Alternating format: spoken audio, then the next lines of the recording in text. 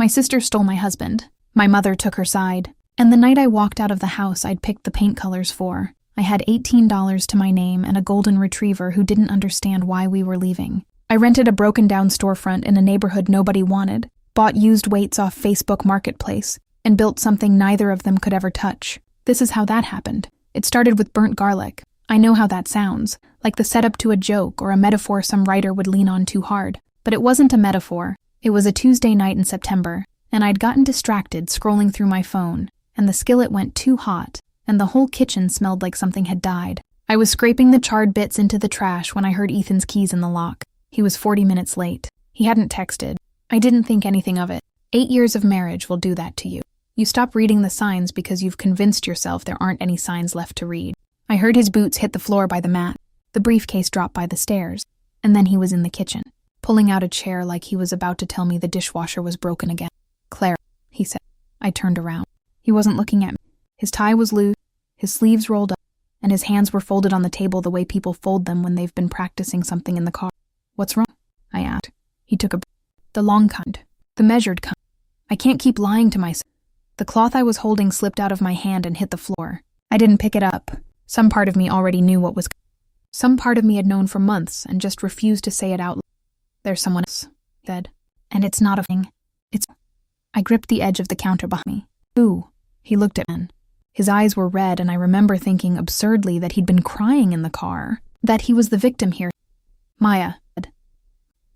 The name landed like a stone in a well. I heard it hit the bottom a long time later. Maya, who'd come over for dinner 3 Sundays ago and laughed too loud at Ethan's jokes. Maya, who I'd called just last week to complain that Ethan was working too much. Maya said, "He's just stressed, Clara.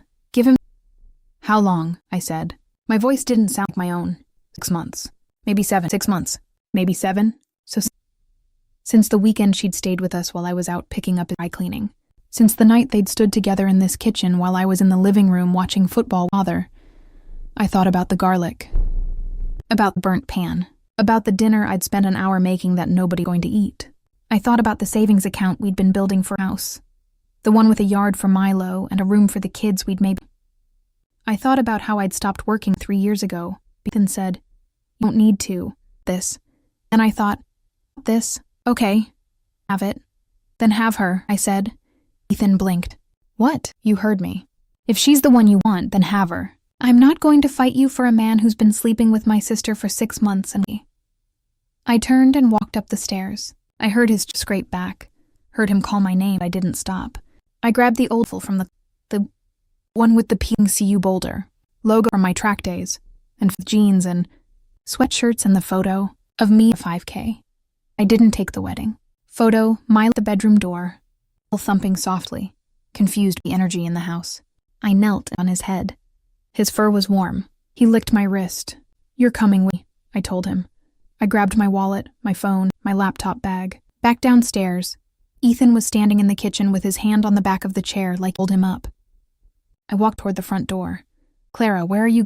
"Joe's. It's almost 10. I know what time it is." Put on my shoes. Grabbed the bowl by the door. The bowl we'd picked out together at Crate and Barrel in Cherry Creek, first year married. Milo was already at the door, tail going, because any car ride was a good car earned. "We need to talk about this," Ethan said. "About the house, about tomorrow, or next week, or never. I don't care right now." I opened the door. The September air hit me. Cool, sharp, neighbors' pine trees.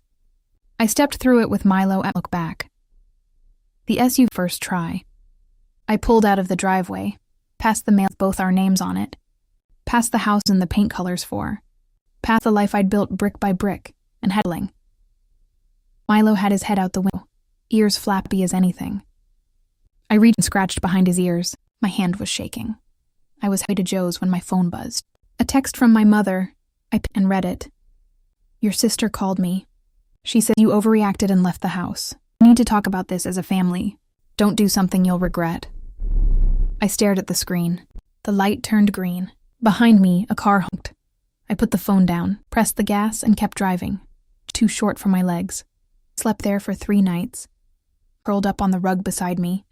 And every morning I woke up with a crick in my neck, and the that I'd forgotten something. Then I remembered. The bus came on the 4th day. I sat in Joe's back office, Papers spread across a table with coffee rings on, and stared at the numbers. The joint savings account, the one I thought had $42, 18, after 8 years of marriage, of skipping vacations, of cooking at home instead of going out. We were building something. He moved it, Joe said, standing behind me. We need to tell your lawyer. The lawyer's name was Patricia Huang.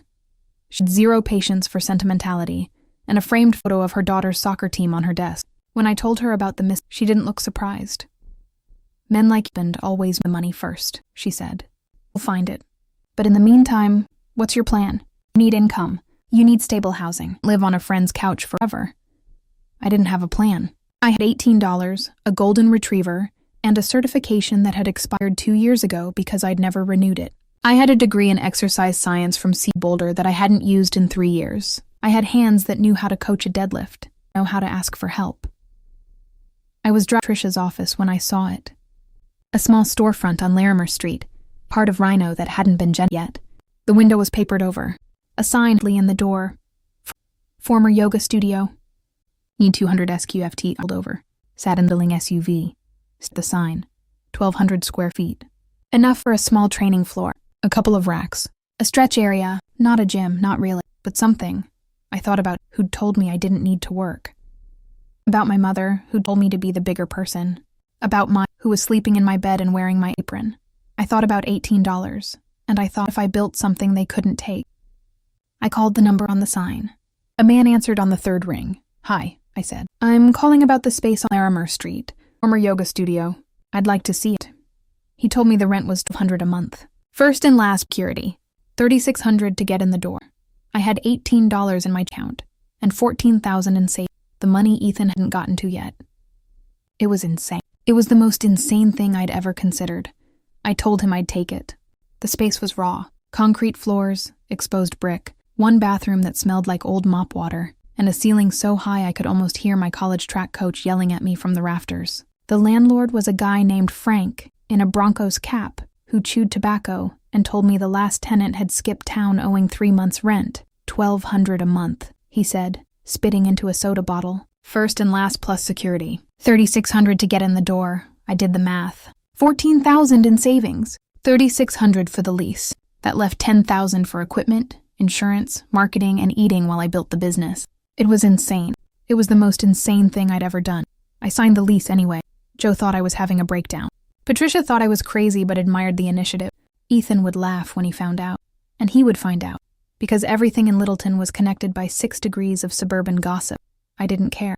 For the first time in 3 years, I woke up in the morning and knew exactly what I was doing. I spent 6 weeks cleaning, painting, and building.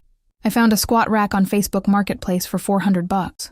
Dumbbells from a gym that closed in Aurora. 2 rowing machines, a pull-up bar, and a stack of yoga mats a studio in Boulder was throwing away. I did most of it myself. Joe helped on weekends, and Milo supervised from a dog bed by the door. The guy next door introduced himself on day 3. Tall, close-cropped hair, calloused hands, carrying a stack of manila folders. Marcus Webb, he said, extending his hand. Physical therapy. Got the space next to yours. Looks like we're neighbors, Clara Torres, I said.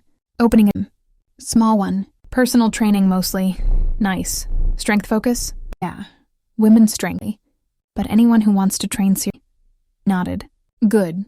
There's a gap around here for that. The big box gyms are all cardio machines and smoothie bars. Nobody teaches people how to actually lift. He didn't linger. Went back clinic. But I thought about what he said. A gap. I'd been so focused on whether I could afford the space that I hadn't really thought about whether. Torres Fitness opened on a cold Saturday. 7 people showed up. 4 were friends of Joe's. 1 was a woman I'd met at a dog park. 2 were walk-ins who'd sign. I trained all of them for free stay. Just to get by the end of the month, I had 7 members. At $70 a month, that was $520. Not enough to cover rent, let alone. I was sitting on the floor for hours, staring at my budget spreadsheet for the 10th time, when Marcus knocked. You look like someone who had eaten today, he said. He was holding paper plates. Ordered much Thai food. Want some? We ate on the floor, back against the brick wall. Milo chewed a bone between us. Marcus asked about my background, the track career, certification, the year training. He listened without interrupting, and when I finished, he said something. You're doing this wrong, he said. Calling it a gym.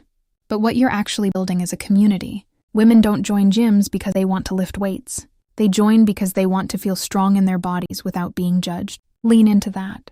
Small groups, women-only hours. A space where nobody mile more. I stared at him. How do you know that? I'm a physical therapist. Half my clients are women who got injured at big box gyms because nobody taught them form. The other half stopped exercising entirely because they hated the environment. Solution for both. I took his advice.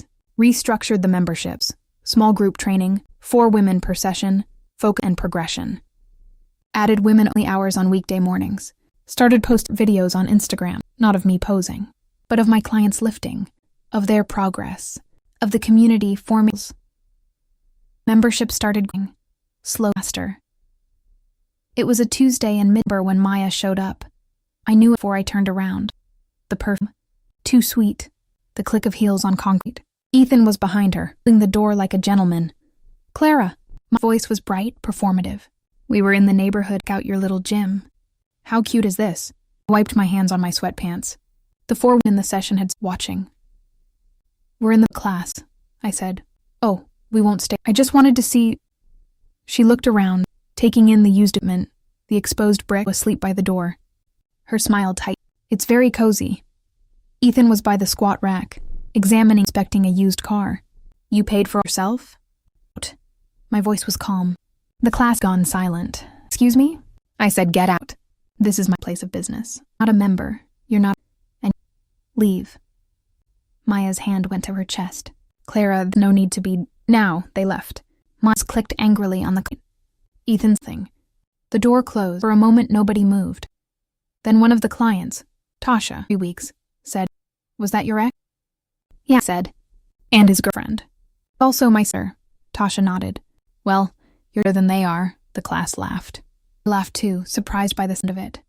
I finished the session, and after everyone left, floor with my head between my knees. My hands were shaking, my buzzed. Text from my mother. Maya called. She said you humiliated her in front of your clients. Claire, this has to stop. I typed back. Text me again. Then I blocked Maya's.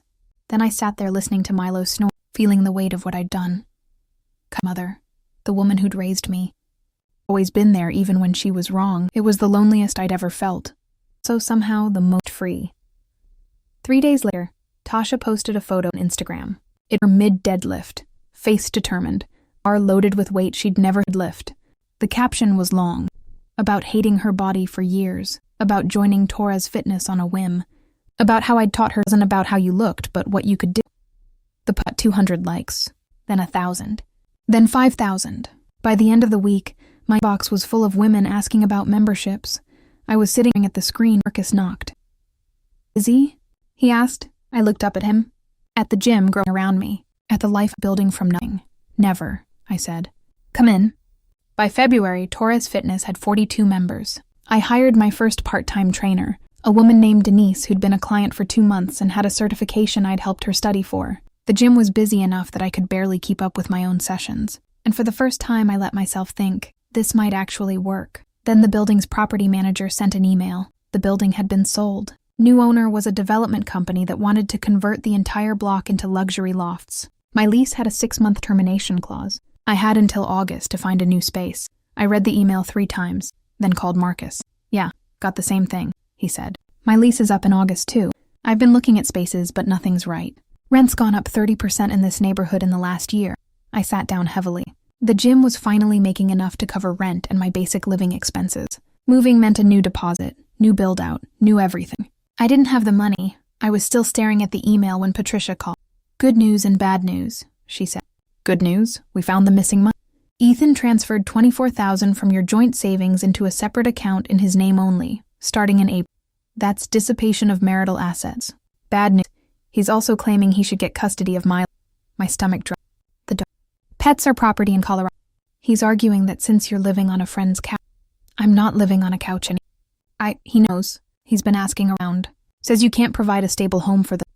I thought about Mo, asleep on his bed by the gym door every day. About how he went everywhere with me because I didn't have a backyard. About how he was the only thing from my old life that still felt like he can try. And right now his argument has some merit. You need stable housing, or at least the appearance. The next 2 weeks were blur.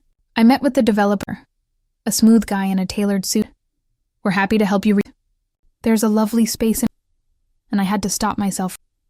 Aurora was 40 minutes away. My clients were all in the neighborhood. I looked at spaces anyway. Everything was too expensive or too small or in the wrong part of town.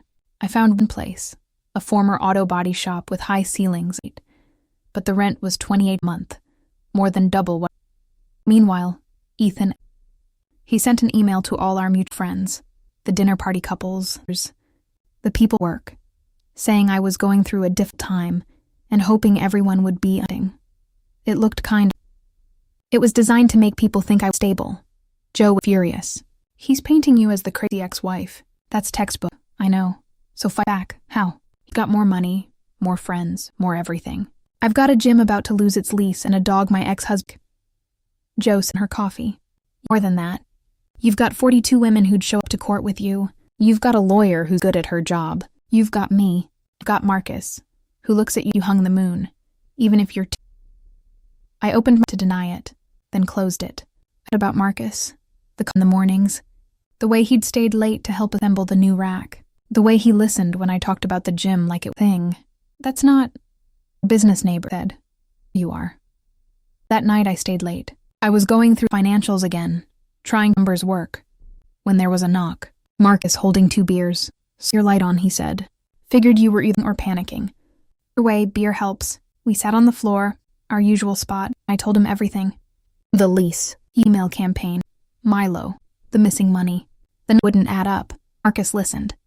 When I finished, he was quiet for a minute, turning this. I've been thinking, he said, about the space. The body shop on 38th. I looked it up. It's big enough for both of us. Your gym and my clinic. Split the rent. I need about 800 square feet for treatment rooms and rehab. The rest, I stared. You'd move your clinic? I've been wanting to expand. My current space is too small. And honestly, referral traffic would be great for both of us. Your clients get injured, they come to me. My patients finish rehab, they train with you. Natural fit. You do that? For me? The business. He paused. Yeah. For you too. The air shifted. Looked at him. Really looked. The way his eyes crinkled when he was serious. He sat open and unguarded, waiting for the right. Marcus, I'm not saying this to pressure you. I know you're going through a divorce. I know the timing is terrible, but I watched you build this thing from nothing, and you're the most driven, most capable person I've ever met. I'd like to be part of it, whatever capacity you'll have me. I didn't say anything for a long time. I thought about Ethan, never once asked about my dreams. Who'd told me I didn't need to work. Who'd replaced sister and called it honesty.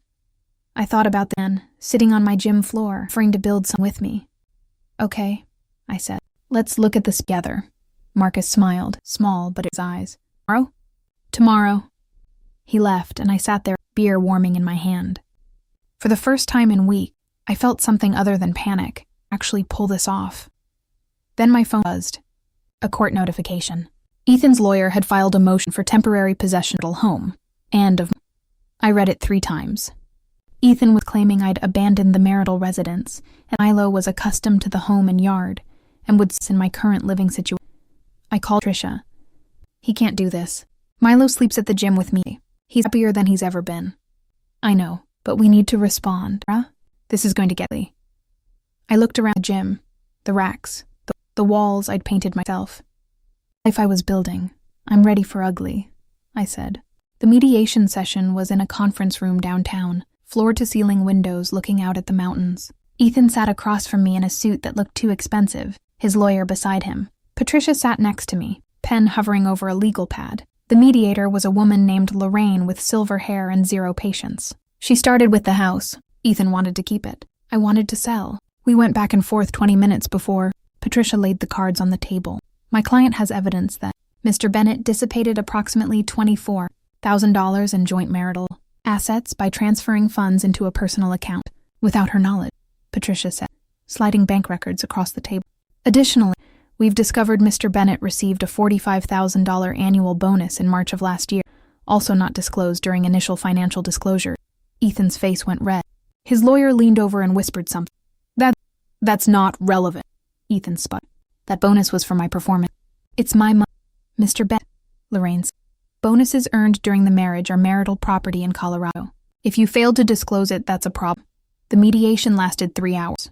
By the end, Ethan had agreed to sell the house and split proceeds equally. Pay me spousal support for 18 months, and drop the Milo custody claim in exchange for reasonable visitation, which I'd negotiated down to 1 weekend. A concession Patricia said would strengthen my position if he ever tried to take Milo. I walked out with a check for my share of the house, enough for the new gym to build out and 6 months operating expenses. I stood on the sidewalk, check in hand, and felt something I hadn't felt in. Ethan came out behind. He looked smaller than I remembered. Sarah said, "Can we talk?" About us. About I made a mistake. Maya, it's not what I thought. You're telling us now? In the parking lot of a mediation center. I know the tad. But I've been thinking, don't. I hand. Do this. You made your choice. I made mine. We're done. I walked away. Didn't look back. The new space was everything for. The former auto body shop had roll-up doors open to the street, high ceilings with exposed ductwork, and a concrete floor that, after 3 days of grinding and sealing, looked like pop. Marcus took the back third for his clinic, 3 treatment rooms, a small rehab gym office. I took the front 2/3 for his fitness. We bid out together. Marcus knew contractors from his out. I knew how to swing a hammer. Joe came on weekends and painted. Denise helped with equipment. Even summers showed up. Tasha brought pizza and beer, and a group spent a Saturday putting. The new Torres Fitness opened in April, with a soft launch for members. By end of month, membership was at 120. By mid-May, over 200. The gym and clinic combo created a referral loop neither anticipated. His patient became my clients, my client's patients, and the whole market too. It wasn't a grand declaration. It was small things, him coffee in the morning, me leaving his favorite protein bar on his desk, the way we'd sit after hours talking about the business and our days and everything, except It happened day in May. We were the building. I was wiping down the rig. Marcus was locking up his clinic, out and stopped. "You've got chocolate," he said. "Where?" I wiped. "Here." He stepped closer, brushed it off with his thumb. His hand lingered. We were close and could smell his shampoo. Then clean. Quiet. "Can I kiss you?" I knew it was a good kiss. Not perfect. I was sweaty. He was tired. Milo barked from his bed. He wanted attention, but it was real. It was honest. The kind of kiss that didn't need to be anything more. It was. We started eating after. Carefully. I was still technically married. That wouldn't be final for another month. Neither of us wanted to rush. But for the first time in my life, I was in a relationship where I didn't have to shrink myself to make room for the other person. Marcus asked me, listened, remembered the answers. I ran into E3 store in late May. I was reaching and I heard his voice. I turned. Ethan was in the dairy aisle, holding a basket with a 6-pack. He looked tired, thinner, shirt wrinkled. "Hey," I said, aware of Marcus behind, holding the cart. "You look." His eyes flicked Marcus. Back to me. "You look good. Thanks. Is that..." "This is Marcus." This is Ethan." Marcus set the cart down and extended. "Nice to meet you." Ethan stared, then shook it. Jaw tight. "You were seeing someone." "We're not here to discuss my life," I said. "I have to..." I turned and walked away. Marcus followed, pushing the cart. In the next aisle he said, "Was him?" "Yeah." He looked like he'd seen. I thought about it. Ethan's face, the surprise, the jealousy, awareness that I'd moved on. That I didn't need him anymore. "Good," I said. That night I got an email. The subject line made my stomach clench. "We need to..." It was from Ethan. I didn't reply to the email. I showed it to Marcus, who read it, shook his head and said, "Block him." I didn't block him. Not yet. I wanted to see what he'd do next. The summer solstice event was Marcus's idea. Longest day of the year, he'd said. Sunrise workout, community barbecue, open houses. Celebrate how far we've come. I'd agreed, and then the event grew beyond anything I'd planned. Tasha, who ran a small marketing firm, took over promotion. By the morning of June 21st, over 80 people had RSVP'd. Local food trucks set up in the parking lot. A reporter from Westward was coming to do a piece on women-owned fitness businesses. The sunrise workout started at 5:30. I stood at the front of the gym, roll-up doors open to the street, first light painting the mountains pink, and looked out at 60 women, my clients, my friends, my community. warming up on the floor. I thought about the first Saturday in November when 7 people showed up. I thought about Joe's couch, the burnt garlic, the duffel bag with the peeling CU logo. I thought about how far I'd come. The day unfolded in a blur of sweat and laughter and food. Marcus's clinic did free injury screenings. Denise taught a mobility workshop. Joe set up a coffee stand and donated proceeds to a women's shelter. By mid-afternoon, the gym was packed, energy electric, and I was by the front door greeting people when I saw Ethan. He was standing just outside the roll-up door, holding a... He'd gotten one from the food truck, apparently, and looking... Wearing a button-down that was too tight, hair messy, and I could tell from the way he stood that he'd been drinking. I walked. Ethan, what are you doing? Came to... His voice was slightly... About that email. About... This is a private event. You need... Just... He stepped inside and I had to stack. I made a mistake, Clara, a huge mistake. Maya, she's not you. She's not... No, he is you. I was an idiot. I was going through a midlife crisis or something and I took you for granted and I... Ethan up. But he didn't stop. His voice was rising and people were starting to look. Tasha paused mid-conversation. Marcus watched from across the room. I want to dance, Ethan said louder now. I want to try again. We had 8 years, Clara. 8 years. You can't tell me it meant nothing. The gym went quiet. 80 people all watching. I felt heat rise my face. Not from embarrassment, but from the sheer This man who'd slept with my sister, hidden our money, tried to take my dog, told our friends. He was standing in my gym, in front of my community, asking for a chance. I laughed. Nervous laugh. A full, genuine, uncontrollable burst. The kind that comes from somewhere deep in your chest when something is so ridiculous your brain can't process it. I laughed and my sides hurt, until tears came to my eyes, until I had to put a hand on the rig. You're laughing? To my eyes, took a breath. Him. Really looked for months. And where? Wasn't sadness. It was nothing. A clean, clear nothing, Ethan, I said, voice steady now. I didn't hate you anymore. That's how over you I am. The words hung in the air. Ethan's face went through shock, hurt, anger, then settled into some feet. Over. Ethan. Me and said, leave. Marcus. Looked at me, looked 80 people staring, turned and walked out. Beer still in hand, shoulders hunched. The sign another beat. Then Tasha whooped, someone started clapping, and suddenly the whole gym was cheering. I laughed again, this time from relief. And Marcus put his arm, pulled me close. He said, okay. That evening, after everyone left and the gym was quiet, Marcus knelt in the middle of the training floor, box from his pocket. I know the timing is insane, he said. I know we've been together a few months, but I've never been more sure of anything in my life. Clara Torres, will you me? I looked at him. At the man who'd shown up with Thai food and a business plan and a willingness to build something with me. At the gym around us, the life created. At Milo, who'd come over to see what was happening in Marcus's hand. Yes, I said. Yes, I will. He slipped on, simple, silver.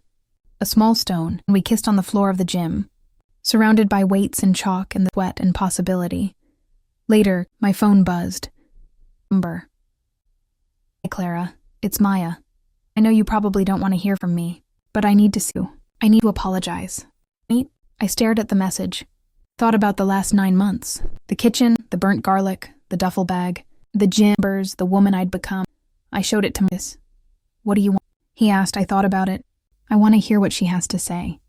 We met at a diner on Colfax neutral territory. Maya was already there when I arrived, sitting in a booth by the window, stirring coffee she hadn't drunk. She looked different, thinner, tired, no makeup, hair pulled back in a ponytail.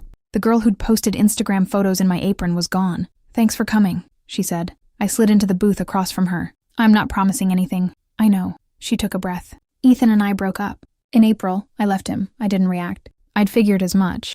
Ethan's behavior at the gym had told me everything I needed to know. He wasn't what I thought he'd be, Maya continued. When we were sneaking around, it was all excitement. All we're meant to be. But once we were actually living together, he was miserable. Talked about you constantly. Compared everything I did to you. And I realized I didn't want him. I wanted the version of him that wanted me more than he wanted you. But that version never existed. The waitress came over. I ordered coffee. Maya didn't order any. I'm not going to make excuses, Maya said. What I did was wrong. I knew it was wrong the whole time. I did it, Because I've spent my whole life feeling like I was in your You were the athlete, the smart one, the one Mom was proud of. And then you married him, and he was this handsome, successful, and you had this perfect house. I wanted what you... Not Ethan specifically, just the feeling that someone would choose me. I listened, thought about our childhood, about how Maya had always been the one who got attention, the pretty one, the social one, the one boy. But I'd been the one Mom called rebel, the one who got praised for grades and tracks. I'd never realized Maya felt shadowed. I'd been too busy feeling like I had to be perfect. I believe you, I said, but that doesn't mean no. And I don't know if you. Not right now. Maybe not ever, Maya nodded. Tears in her eyes, but she did all. I'd expect you to. I just needed to say it. Say I'm sorry. And to tell you, you built something amazing. I've seen the articles, the gym, all of it. We sat in silence a while. Coffee came. I drank it black. Stirred hers again. Maya started. Can we try? Not like before, but maybe sisters again? I thought about it. About boundaries. About what Patricia had told me about protecting myself. About the woman I'd the last year. Maybe, I said, but not today. And not without boundaries. If we're going to have any kind of relationship, it has to be different. No more competition. No more taking what's mine. No more calling Mom to come behind my back. We'll see. I left the diner feeling lighter than I had in years. Not because everything was it wasn't. But I'd faced my sister, looked her in the eye, and neither caved. I'd been clear. The own response. Mom called 2 weeks later. I'd unblocked her number after the diner meeting, just in case. I almost didn't answer, but something made me pick up. Clara, Diane said. Her voice was smaller. Apology. I held her and said nothing. She continued. When this all started, I took Maya's side. Told you to be the bigger person. Said you overreacted. And I was wrong. I should have been furious at her. Should have offended you. I didn't. And I'm sorry. I closed my eyes. I'd imagined 100 times. Imagined being cold, saying too late. But now that it was happening, I felt was tired. Tired of carrying it. Thank you for saying that, Ed. It means a lot. I know it doesn't fix anything. But I want to try. If you let me, I said. Mom, I need you to know. I'm not the same person I was. I don't need you to fix things for me anymore. I need you to respect my choice. I can do that. We talked another 10 minutes. About the gym, about Milo, about the wedding Marcus and I were planning for spring. It was awkward, stilted. The conversation of a new was a start. By August, Torres Fitness was the most independent gym in Denver. The Westward article picked up by a national fitness blog. Membership was at $320, with a waiting list. Mark had put an offer on a second gym, a space in Boulder, near the camp run track all those years ago. The wedding was planned for May, in a garden at the park, small, 40 people, mostly gym members and close friends. I'd tried on dresses with Jim, cried when I found the right one. Marcus had cried when he saw me, which made everyone else do. Life was full, loud, good, and sometimes quiet. I'd think about that night.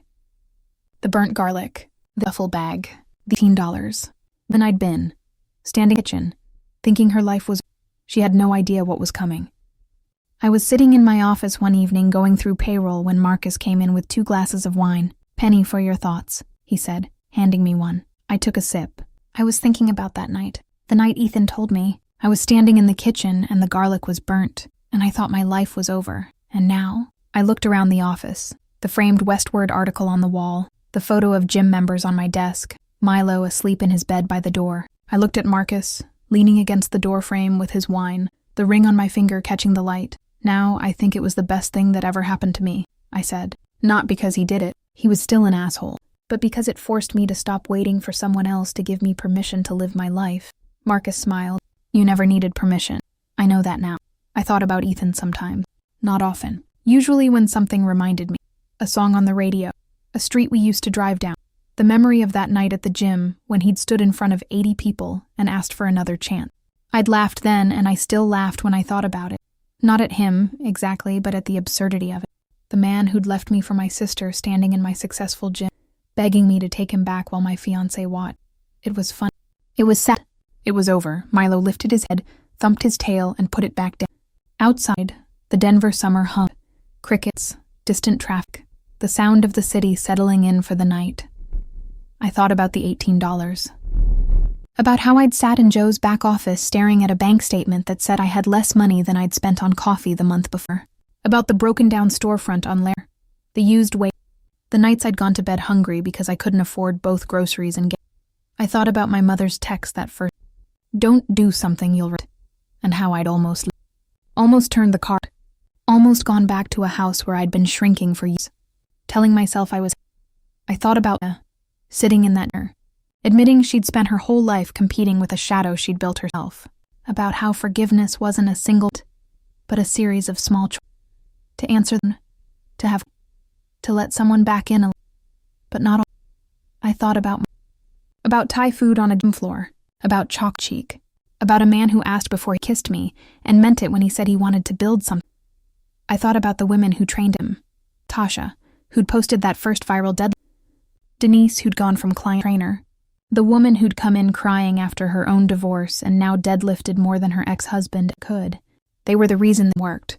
Not me, the community, the space where nobody told you to. I set down my wine glass and closed up. "Come on," I to Marcus. We turned off the lights and walked out together, Milo at our heels, into the warming. The gym was dark behind us, but tomorrow it would again, full of women weights, full of laughter and sweat and the sound of people times when I'm running on the trails, the one within view, the one I discovered after Ethan, I'll think the burnt garlic, the cloth on the floor, the sound of Ethan's keys in the lock. Because that night, I had $18, a dog, and a duffel bag with a peeling. I had a sister who'd betrayed me and a mother who'd on her side. I had nothing, by every measure that me. But I also had something I hadn't used in years, and that enough.